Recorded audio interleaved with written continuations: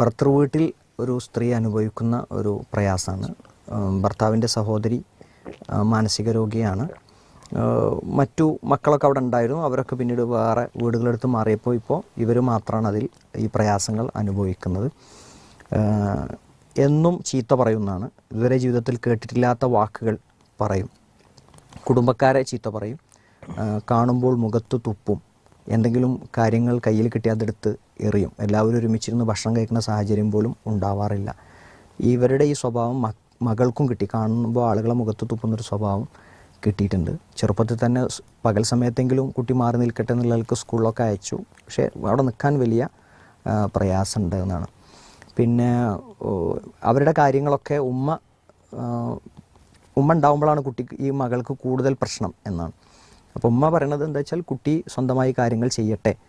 ഈ സ്ത്രീയെ സംബന്ധിച്ചോളം ഇവർ പറയണത് അവരുടെ കാര്യങ്ങളൊക്കെ എന്ത് ചെയ്യാൻ പറ്റും, എനിക്ക് ചെയ്തു കൊടുക്കാൻ പറ്റും, പക്ഷേ കാലാകാലം അങ്ങനെ ചെയ്തു കൊടുക്കാൻ പറ്റില്ലല്ലോ, അതുകൊണ്ട് കുട്ടി സ്വന്തമായി ചെയ്യട്ടെ എന്നുള്ള ആൾക്കാണ് പറയണത്. അപ്പോൾ അവരോടുള്ള സിമ്പതി അതാണ് അവരെ കൂടുതൽ വഷളാക്കുന്നത്.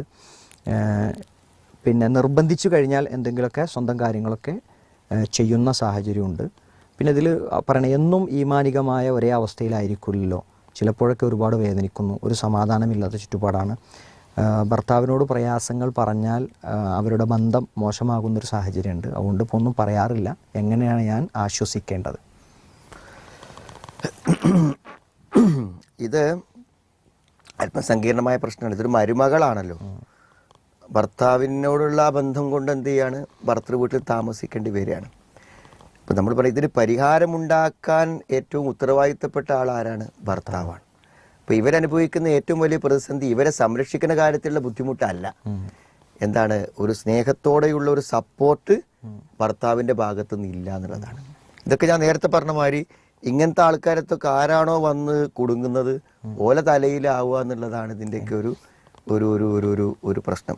അതല്ല, അതുകൊണ്ടാണ് പലപ്പോഴും എന്താ വെച്ചാൽ ഇപ്പോൾ ഈ ഉമ്മനെ നോക്കുന്ന തൻ്റെ ഭാര്യയോട് എന്ത് ചെയ്യാണ്, തൻ്റെ ഉമ്മനെയാണ് നോക്കുന്നത് എന്നുള്ള നിലക്കുള്ള ഒരു സ്നേഹവും ഒരു പരിഗണനയും യഥാർത്ഥത്തിൽ നൽകേണ്ടതുണ്ടല്ലോ. അപ്പോൾ അത് അവരെ ഭാഗത്തുനിന്ന് ഉണ്ടാവണമെന്നില്ല എന്നുള്ളതാണ് നമ്മളിവിടെ കാണുന്ന ബുദ്ധിമുട്ട്. അപ്പോൾ നമുക്ക് ഇവരോട് പറയാനുള്ളത് എന്താണെന്ന് വിചാരിച്ചാൽ ഇവർ ഇതൊക്കെ ഇട്ടെറിഞ്ഞ് പോകണമെന്ന് നമുക്ക് ഇവരോട് പറയാൻ പറ്റില്ല. പക്ഷേ എങ്കിൽ പോലും എന്താണെന്ന് വിചാരിച്ചാൽ നമ്മളാകെ ജീവിതം തകർന്നു പോകുന്ന ഒരു സ്ഥിതിവിശേഷം വരുന്നുണ്ടെന്നുണ്ടെങ്കിൽ മാന്യമായൊരു താമസം എന്നുള്ളത് പ്രധാനപ്പെട്ട കാര്യമാണല്ലോ. അപ്പോൾ അതിന് അവർക്ക് പറ്റാതെ വരുമ്പോൾ അവർക്ക് എന്ത് ചെയ്യാൻ പറ്റും, ഭർത്താവിൻ്റെ അനുവാദത്തോടെയും സമ്മതത്തോടെയും മാറി താമസിക്കുന്നതിനെ കുറിച്ച് എന്ത് ചെയ്യാം, ആലോചിക്കുന്നതിന് വിരോധമല്ല. പക്ഷേ എന്താണ്, ഇത് പരമാവധി ഇവരെ എങ്ങനെ അഡ്ജസ്റ്റ് ചെയ്ത് കൊണ്ടുപോകാൻ പറ്റും എന്ന് നോക്കുന്നത് തന്നെയാണ് എന്ത് ചെയ്യാണ് ഏറ്റവും ഉചിതമായത്. എന്തായാലും ജീവിതത്തിൽ നമ്മളൊരിക്കലും സഹിക്കേണ്ടതില്ലാത്ത ബുദ്ധിമുട്ടുകളും പ്രയാസങ്ങളും അനുഭവിക്കുന്ന ഈ സഹോദരിക്ക് എന്താണ് അതിനൊരു പ്രതിഫലം ഉണ്ടാകും. അള്ളാഹു വേഗത്തിൽ അവിടെ കാര്യങ്ങൾ ശരിയായി കൊടുക്കട്ടെ എന്ന് നമുക്ക് പ്രാർത്ഥിക്കാം. എന്തായാലും ഇതിന് നമ്മളൊരു പരിഹാരം പറയുന്നതിലുപരി ഈ ഉമ്മനെയും ഭാര്യയ്ക്ക് നല്ലൊരു ജീവിതത്തിന് അവസ്ഥ ഉണ്ടാക്കി കൊടുക്കാൻ ബാധ്യതപ്പെട്ട ഭർത്താവ്, ഉമ്മനെ നോക്കാൻ ബാധ്യതപ്പെട്ട ഒരു മകൻ, ആ നിലക്ക് ഒരാളവിടെ ഉണ്ടാകുമ്പോൾ അയാൾ ഇതിന് എന്തായാലും ഒരു പരിഹാരം ഉണ്ടാക്കേണ്ടതുണ്ട് എന്നാണ്.